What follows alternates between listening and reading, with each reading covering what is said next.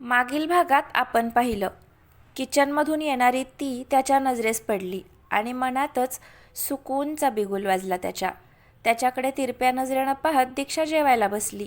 दक्ष चोरून तिच्याकडे कटाक्ष टाकत होता आणि तिनं पाहिलं की इग्नोर करत होता. दिव्या दोघांना पाहून गालातल्या गालात हसत होती. आता पुढे. आई, मध्येच दक्षने हाक मारली. काय रे, तू मध्ये कुठल्या तरी स्थळाबद्दल बोलली होतीस बघ. कोण होती ती मुलगी? दक्ष मुद्दाम म्हणाला.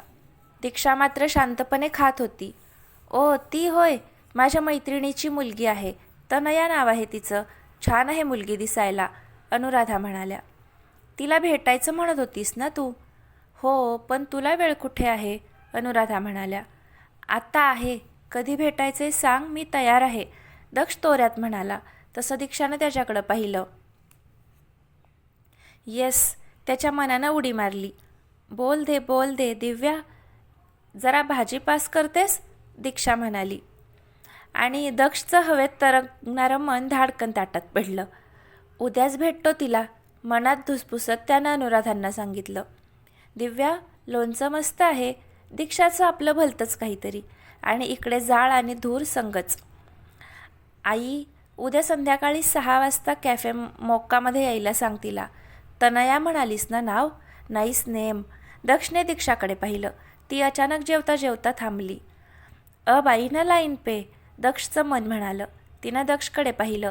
तो मिश्किल नजऱ्यानं तिच्याकडे पाहत होता. मीठ जरा कमी नाही आहे डाळीत, तिनं विचारलं. आणि याच्या भ्रमाच्या भोपळ्याला भगदाड पडलं. ही इकडे मला मनवायला आली आहे की फसवायला? आपला नवरा दुसऱ्या मुलीला भेटायचं म्हणतोय तरी फरक पडत नाही आहे. काय पोरगी आहे चायला. आता मी फसतोय मधल्यामध्ये. कोणती तनया? तनुया? हा, तनया. आई, खरंच भेटायला न सांगो म्हणते म्हणजे मिळवलं. दक्ष मनातल्या मनात दीक्षाला शिव्या घालत होता. झालंय माझं, दक्ष म्हणाला. अरे, एवढ्यात? अनुराधांनी विचारलं. पोट भरलं. दक्ष दीक्षावर कटाक्ष टाकून वर निघून गेला आणि इकडे या तिघी मात्र हसायला लागल्या. दक्ष रूममध्ये निघून आला. डोक्यावर पडली आहे काही. मला तर वाटलं होतं माझ्याशी बोलायला आली इकडे, पण हिचं तर काहीतरी भलतंच सुरू आहे. टेस्टी लोणचं, भाजी, डाळीतलं मीठ दिसतंय, पण समोर तडफडणारा मी दिसत नाही आहे हिला. मी तरी कशाला भाव देतोय? जा तिकडे. दक्ष धुसफुसत रूममध्ये येरझऱ्या घालत होता. दारावर नॉक झालं तसा त्याचा चेहरा खुलला. त्यानं लगेच जाऊन दार उघडलं. समोर दिव्याला पाहून त्याचा हिरमोडच झाला. काही काम आहे का दिव्या? त्यानं विचारलं. हो, खूप महत्त्वाचं. दिव्या हलकं हसत आत आली. तिच्या हातात जेवणाची प्लेट होती. हे काय आणलंयस? दक्षने विचारलं. तू जेवला नाहीस नीट, उपाशी झोपायचं नसतं. चल बस इकडे आणि जेव. दिव्यानं सेंटर टेबलवर प्लेट ठेवली आणि चेअरवर जाऊन बसली. मला भूक नाही आहे, दक्ष म्हणाला. दादा, असं नको करूस प्लीज, दिव्या त्याला समजावत होती. दिव्या, एकदा सांगितलं ना मला भूक नाही आहे, दक्षचा आवाज वाढला. ओके, मग हे सगळं ना वहिनीला जाऊन सांगायचं. किंवा मीच सांगते. दादा लईच भाव खातोय, ऐकत नाही आहे. मग तुझं काय होईल ते बघ तू. दिव्यानं खांदे उडवले. म्हणजे दीक्षानं पाठवलंय तुला? दक्ष लगेच तिच्या शेजारच्या चेअरवर बसला. त्याच्या चेहऱ्यावर स्माईल होती. ऑफकोर्स, तिला माहिती आहे तू उपाशी राहू शकत नाहीस ते. जेवतोयस ना, नाहीतर मला मार बसेल, दिव्या म्हणाली. दक्षने चमचा उचलला आणि काहीतरी डोक्यात आलं तसं ठेवून दिला. दादा, दिव्यानं न कळून त्याच्याकडे पाहिलं. एवढीच काळजी वाटते तर तुझी वहिनी का नाही आली? जा सांग तिला. तिनं स्वतः यायचं तरच मी जेवणार. दक्ष हाताची घडी घालत म्हणाला. अशक्य हट्टी आहात रे तुम्ही दोघे. मला तर टेन्शन तुमच्या मुलांचं येतंय दादा. तुम्ही असे तर ती कशी असतील? दिव्या कपाळावर हात मारत म्हणाली. इथे पप्पी झप्पीचा पत्ता नाही आणि ही पोरगी डायरेक्ट आमच्या मुलांवर पोचली. अजून डायबिटीसच्या गोळ्याच घेऊन फिरतोय मी. आता हिला काय सांगू? दक्ष मनातल्या मनात बडबडत होता. ए दादा, तिनं त्याला हलवलं. हे बघ, ती आली तरच मी जेवणार, नाहीतर राहू देत, दक्ष मान झटकत म्हणाला. दिव्या, दीक्षाचा आवाज आला आणि ती रूममध्ये आली. जा तू, मी बघते याच्याकडे. तिनं दक्षवर रागीट कटाक्ष टाकला. ओके, ऑल द बेस्ट दादा. दिव्या हसत बाहेर निघून गेली. खायचाच असेल तर पुलाव खा, भाव भी कोई खाने की चीज़ है? दीक्षा तिरकस हसत दक्षच्या शेजारच्या चेअरवर बसली. त्यानं मान वळवली. ए बोक्या, गुमान जेव हा, नाहीतर. दीक्षा त्याच्याकडे पाहत म्हणाली. नाही जेवणार. काय करशील? दक्षने ॲटिट्यूडमध्ये तिला विचारलं. असं कसं मिस्टर डी? तनयाशी बोलायला एनर्जी हवी ना तुम्हाला? दीक्षा मुद्दाम त्याला चिडवत म्हणाली. दक्षने तिला लूक दिला. माझ्यापेक्षा जास्त तर तूच एक्सायटेड आहेस.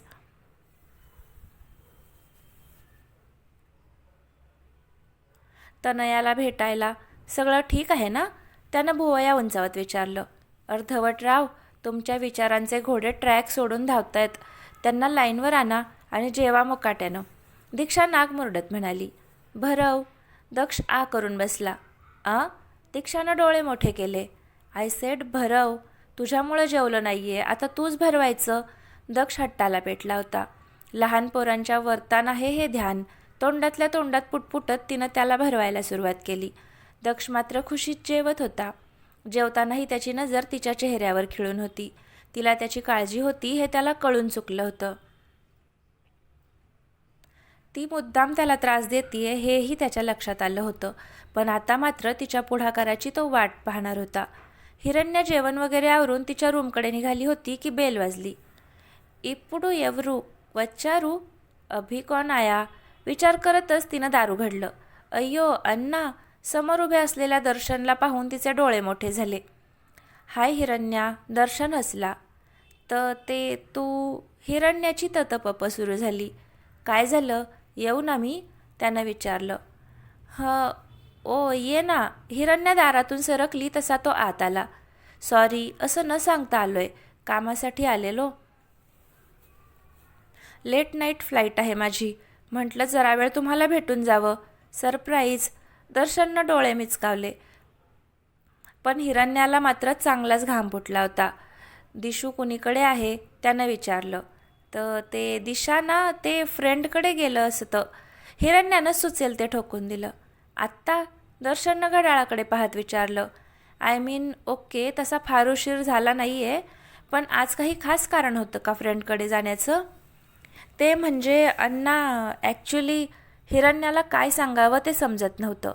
हिरण्या, तू काही लपवतीयस का माझ्यापासून? लक्षात ठेव, मी दीक्षाचा जसा मोठा भाऊ आहे तसाच तुझाही आहे. त्यामुळे जे असेल ते खरं सांग.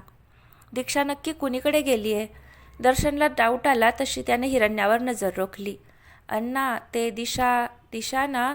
हिरण्या विचार करत होती की दर्शननं त्याचा फोन काढला आणि दीक्षाचा नंबर डायल केला. दीक्षा दक्षला भरवत होती आणि तो तिला पिडत होता. तिचा फोन वाजला आणि दर्शनचं नाव पाहून तिच्या कपाळावर आठ्या पडल्या. दक्ष तिच्याकडे पाहत होता. 1 मिनिट. तिनं डाव्या हातानं कॉल रिसीव्ह केला. हॅलो. हां दादा, बोल. बिझी आहेस का? दर्शननं विचारलं. तिकडे हिरण्या बोटांची चुळबुळ करत उभी होती. नाही रे, बोल ना. दीक्षा नॉर्मल टोनमध्ये म्हणाली. काय सुरू आहे? जस्ट जेवलो मी आणि हिरा. आता जरा वेळ काम करून झोपेन. तू आत्ता कसा काय कॉल केलास? काही काम होतं का? दीक्षाने विचारलं. I see. म्हणजे तू घरीच आहेस का आत्ता? दर्शन तिरकस हसला. ऑफकोर्स दादा, आत्ता कुठे जाणार मी? दीक्षा हलकं हसत म्हणाली. दक्ष गालावर हात ठेवून तिचा परफॉर्मन्स पाहत होता. असं आहे का? मग जरा रूममधून बाहेर ये ना. काय आहे, मी हॉलमध्येच बसलोय तुझी वाट पाहत. दर्शन म्हणाला आणि दीक्षाचा आ झाला. तू कुणीकडे आहेस दादा? तिनं बिचकत विचारलं. खरं तर मी तुला सरप्राईज द्यायला आलेलो घरी. माझं काम होतं म्हणून आलो होतो सकाळी. जायच्या आधी भेटावं म्हणून आलो, तर तूच मला सरप्राईज दिलंस ग दीक्षा. कुणीकडे आहेस तू? दर्शनचा आवाज वाढला. दादा मी. दीक्षा बोलत होती की डोंट डेअर टू लाय. दीक्षा, काय चाललंय तुम्हा दोघींचं? ही सांगते तू फ्रेंडकडे गेली आहेस. असा कुठला फ्रेंड आहे तुझा दीक्षा की तुम्हाला लपवाछप्पी करायला लागतीये? दर्शन धारदार आवाजात म्हणाला. दादा. दीक्षानं खोल श्वास घेतला. मी मुंबईत आहे. आजच आली आहे. तिनं खरं सांगून टाकलं. व्हॉट? दर्शन ओरडला. तू आपल्या घरी गेली आहेस? मग मला कळवलं का नाहीस? दादा, मी आपल्या घरी नाही आहे. दीक्षा शांतपणे म्हणाली. मग? दर्शनच्या आवाजात जरब होती. मी माझ्या घरी आहे. दीक्षा दक्षकडे पाहत हळू आवाजात म्हणाली. तो फोनमध्ये डोकं घालून बसला होता, पण तिचं वाक्य कानावर पडलं तशी त्याच्या चेहऱ्यावर मोठी स्माईल आली. पण लगेच त्यानं चेहरा निर्विकार केला. तुझ्या घरी म्हणजे? तुझं कुठलं घर दीक्षा? दर्शन चिडला होता. मी दक्षकडे आहे, दीक्षानं सांगून टाकलं. दीक्षा, दर्शन कडाडला. तुला कळतंय का तू काय बोलतीयस ते? अगं अक्कल गहाण टाकलीयस का तू?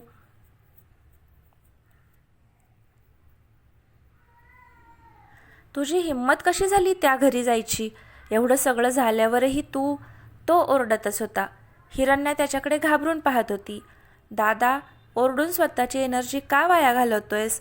नाही सांगितलं तुम्हाला, आणि त्यामागचं कारण हेच होतं. तुम्ही नाही समजून घेणार. दिव्या आणि आई अजूनही मला आपलं मानतात दादा. मग मी आले त्यांना भेटायला, तर असं काय आकाश कोसळलं? दीक्षाने विचारलं. ओ, तर आता अशी फूस लावतोय तो हरामखोर. आपल्या आई आणि बहिणीला पुढं केलंय का आता त्यानं? दर्शन म्हणाला. दादा, तोंड सांभाळून बोल, आणि याआधीही 1000 वेळा मी तुला सांगितलंय. दक्षला मध्ये आणायची काहीही गरज नाहीये. माझे निर्णय मी स्वतः घेऊ शकते. मुंबईला येणं आणि इथं राहणं हा माझा डिसिजन होता. त्यात कुणाचाच काहीही संबंध नाहीये. दीक्षाचाही पारा चढला होता. दीक्षा, जास्त शहाणपणा करू नकोस. विसरू नकोस मी तुझा मोठा भाऊ आहे. माझ्याशी आर्ग्यू करण्यापेक्षा तुझं सामान पॅक कर आणि सरळ आपल्या घरी निघ. दर्शन कमांडिंग आवाजात म्हणाला. मी नाही जाणार, दीक्षानं स्पष्ट आवाजात सांगितलं. दीक्षा, अति होतंय तुझं. विसरू नकोस तुमचा डिवोर्स झालाय. त्याच्यामुळं किती त्रास सहन केलायस तू, हे विसरलीस का? परत सगळ्याची आठवण करून देऊ का मी? दर्शन वैतागत म्हणाला. मी काहीही विसरले नाहीये. तेव्हाची सिच्युएशन वेगळी होती आणि आत्ताची वेगळी आहे. मला वाटतंय तू आलास की आपण फेस टू फेस बोललेलं जास्त चांगलं होईल, दीक्षा म्हणाली. ठीक आहे, उद्या सकाळी बॅग भरून ठेव, मी येतोय तिकडे, दर्शन चिडून म्हणाला. बाय दादा. दीक्षानं कॉल कट केला आणि रागानं फोन आवळला. All okay? दक्षने विचारलं. ओके असेल असं वाटतंय तुला? तिनं त्यालाच उलट प्रश्न विचारला आणि हात धुवायला गेली. एक विचारू? नाही म्हटलं तर तोंडाला कुलूप लावून बसणार आहेस का तू? दीक्षानं नाक मुरडलं. तू का आली आहेस इकडे? दक्षने तिच्यावर नजर रोखली. तुला काही प्रॉब्लेम आहे? तिनं नजरेला नजर भिडवली. ऑफकोर्स, त्या दिवशी कचाकचा भांडलीस माझ्याशी आणि आज एकदम सॉरी वगैरे. तेव्हा तर तुला बँगलोर सोडायचं नव्हतं आणि आज तू चक्क महिनाभरासाठी मुंबईत आलीस. असं काय झालं अचानक की एवढा चेंज आला तुझ्यात? दक्षने मुद्दाम विचारलं. तू स्वतःला जेवढा स्मार्ट समजतोस तेवढा नाही आहेस. ढडिब्बा आहेस एक नंबरचा. असो, मी इकडे येण्यामागे एक खूप खूप खास कारण आहे. ते लवकरच कळेल तुला. दीक्षा त्याच्या डोळ्यात पाहत गोड हसली आणि दक्षचा फ्यूज उडाला. ती जाणार तोच त्यानं तिला जवळ ओढलं. काय कारण आहे सांग ना. त्याची नजर तिच्या चेहऱ्यावर स्थिरावली होती. ते काय आहे ना फुतकुराम, मला कुणाची तरी आठवण येत होती. अजिबात करमत नव्हतं, मग आले निघून, दीक्षा त्याच्याकडे पाहत म्हणाली. मग सांगितलंस त्या व्यक्तीला किती आठवण येत होती ते? दक्ष तिच्याजवळ जात म्हणाला. ऑफकोर्स, अगदी कडकडून मिठी मारली आणि सांगितलं. दीक्षा मिश्किल हसली. मिठी मारली? 1 मिनिट, हे कधी झालं? तू कधी मला? दक्ष गोंधळून जरासा मागे झाला. तुला काय? तुला का मिठी मारू मी? खयाली पुलाव कारखानीस. मी तर दिव्याबद्दल बोलत होते. दीक्षा हसायला लागली. दक्षने वैतागत तिच्याकडे पाहिलं. झोपायला गेलीस तरी चालेल, त्यानं मान फिरवली. जातेच आहे, तुझी बडबड कोण ऐकणार? दीक्षानं त्याला चिडवलं. नकोच ऐकूस तू, मी मस्त त्या तनयाला ऐकवतो माझी बडबड. आय एम शुअर तिला खूप आवडेल. तू जा, मिठ्या मार जा तुझ्या मैत्रिणीला, दक्ष तोंड वेंगाळत म्हणाला. गुड नाईट जळक्या, दीक्षा खुदुखुदू हसत म्हणाली. तो म्हणाला तशी ती हसतच बाहेर गेली. वेडा, किती गोड आहे हा, आय जस्ट लव्ह हिम. स्वतःशीच हसत दिव्याच्या रूमकडे जायला निघाली. तिचा फोन वाजला. अपेक्षेप्रमाणे हिरण्याचा कॉल होता. हिरा, दिशा, अय्यो, अण्णाला काय सांगलं तू? केवढं चिरलं ते. I was scared. तुमको मालूम, मला असं बघलं ते की खातच आता. हिरण्या हायपर होऊन बोलत होती. काम डाऊन हिरा, मला जे सांगायचं होतं ते सांगितलंय दादाला. राडे पक्के आहेत, पण don't worry, I don't change my decision, Diksha म्हणाली. I am worried Diksha, Anna was angry. ते तुला हंकच्या घराला थांबू देत नसतं. You have to hurry up. तू सांगितलं त्याला? हिरण्यानं विचारलं. नाही अजून. मीरू एम्मी चेत्तारू, क्या करती? जल्दी बोल तेसी. तुझं अण्णा गंदरगोलम, तुझं फॅमिली इज इवन बिगर गंदरगोलम. अय्यो देवुरा. हिरण्या टेन्शनमध्ये आली होती. हिरा, टेक अ डीप ब्रेथ, शांत हो. हिरा, मी त्याला अजून सांगितलं नाही आहे, कारण 4 दिवसांनी आमची ॲनिव्हर्सरी आहे हिरा, आमच्या लग्नाचा दिवस. तोच दिवस ज्या दिवशी दक्षने माझ्या आयुष्यात पहिल्यांदा पाऊल टाकलं होतं आणि माझं आयुष्यच बदलून गेलं होतं. जबरदस्तीच्या बंधनात अडकले होते मी हिरा. एक तो दिवस होता आणि एक आजचा दिवस आहे, जेव्हा मला ते बंधन स्वतःहून स्वीकारायचे. बस त्याचीच वाट पाहते मी. फक्त 4 दिवस. खरं तर तेही नकोसे वाटतायत. मला कळतंय मी त्याला त्रास देते, पण दीक्षा तिला सांगत होती की आय कॅन अंडरस्टँड. मला माहिती तू strong. I trust you Diksha, but I don't trust your family. ते येतं तुला नेले बघ तू, हिरण्या म्हणाली. कायकू टेन्शन लेती, मी करते हँडल त्यांना, दीक्षा हसत म्हणाली. हंक कसं असतं? हिरण्यानं विचारलं. सुपर, दीक्षा हसत म्हणाली. गुड, कीप मी पोस्टेड, हिरण्या म्हणाली. येस हिरा डार्लिंग, टेक केअर, दीक्षा म्हणाली आणि तिनं कॉल कट केला. एक खोल श्वास घेऊन ती दिव्याच्या रूममध्ये झोपायला गेली. दक्ष बेडवर आडवा झाला खरा, पण त्याची तळमळ होत होती.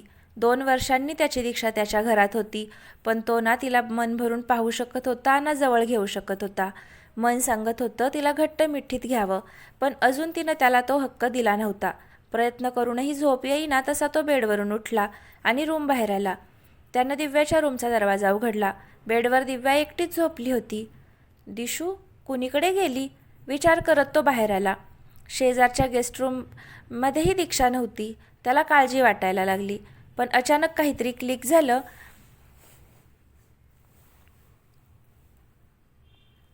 आणि तो दिग्विजयच्या रूमकडे गेला. दीक्षा आतमध्ये दिग्विजयचा फोटो घेऊन बसली होती. दक्ष आत आला आणि त्यानं दार बंद केलं.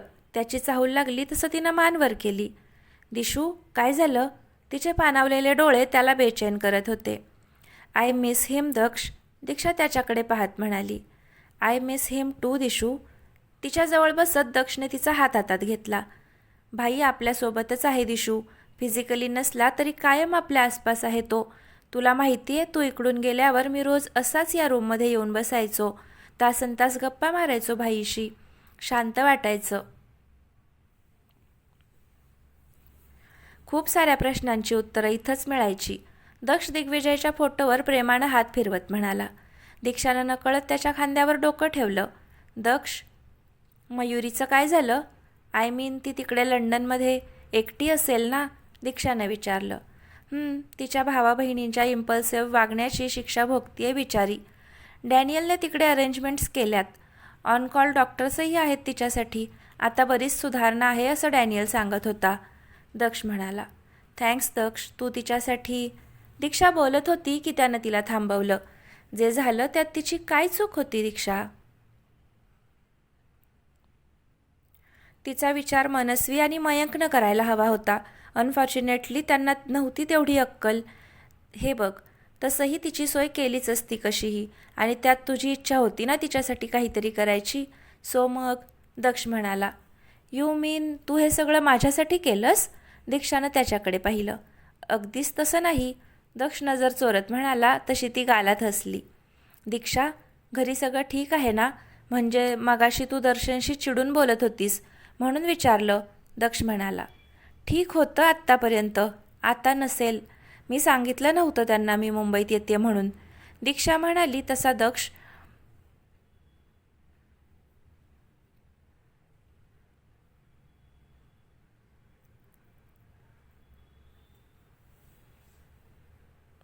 तिच्याकडे आश्चर्यानं पाहायला लागला. बेडकासारखा पाहू नकोस डोळे वटारून. नव्हतं सांगायचं मला. ते तर दादा बँगलोरला घरी गेला म्हणून त्याला कळलं, नाहीतर कळूही दिलं नसतं मी, दीक्षा म्हणाली. अरे पण काय? तुला वाटतंय मी त्यांना सांगितलं की मी इकडे राहणार आहे तर ते औक्षणाचं ताट घेऊन येणार आहेत का? दीक्षा तिरकसपणे म्हणाली. पण ते तुला न्यायला येणार आता. तू जाणार आहेस? दक्षने अडखळत विचारलं. छा, मी इकडेच बसणार आहे तुझ्या डोक्यावर. मला हकलायचा विचार वगैरे करत असशील ना तर पोत्यात घालून बुकलेन, समजलं? दीक्षा बोटं नाचवत म्हणाली.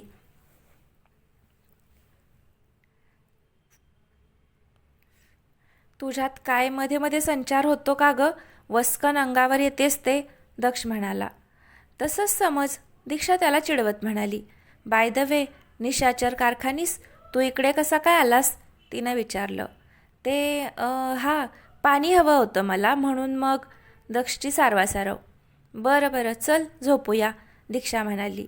Are you sure? Daksh seductive आवाजात म्हणाला. झोपूया आपापल्या रूम्समध्ये, दीड शहाणा कुठला. दीक्षानं त्याच्यावर नजर रोखली. म्हणजे मला काही ऑब्जेक्शन नाही आहे. जातोस का आता ठोंब्या? दीक्षानं डोळे वटारले. Okay, good night. दक्ष हसत बाहेर निघून गेला.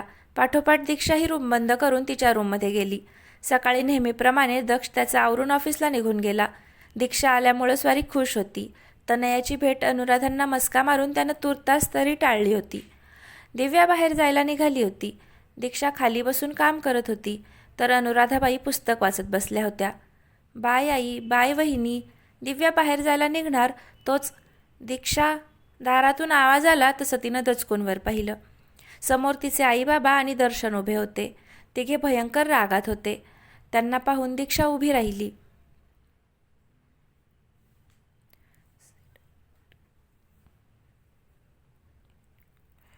दिव्याही भेदरून इकडे तिकडेच थांबली.